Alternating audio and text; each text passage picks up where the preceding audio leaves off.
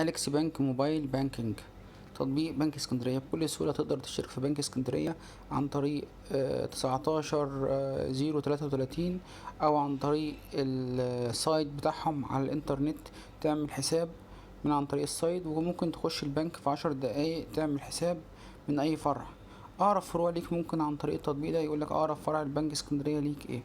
عن طريق بنك اسكندرية والموبايل بانكينج هتقدر تحول فلوس زي ما انت عايز من حسابك لحساب حد تاني في بنك اسكندرية، برضو مش في اي بنك تاني.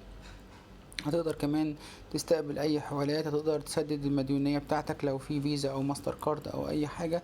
هتقدر تأدي كل معاملاتك عن طريق بنك اسكندرية. كمان بنك اسكندرية بيقدم حاجات كويسة جدا في امازون وفي جوميا، ان انت تقسط عن طريق بنك اسكندرية على 6 شهور ولحد سنة بدون فوائد.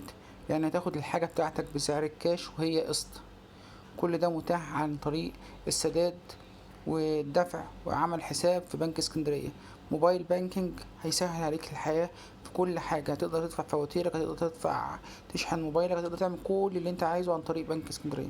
لو ما كنتش تعرف بنك اسكندرية ومميزات بنك اسكندرية، ممكن تخش على السايت بتاعهم وتقرا كل المميزات. تقدر تعمل وديعة عن طريق موبايل بانكينج، تقدر تسحب وتسترد الوديعة عن طريق موبايل بانكينج، مش محتاج تروح الفرع عشان تعمل كل ده. شير ولايك وسبسكرايب لو ما كنتش تعرف مميزات بنك اسكندرية.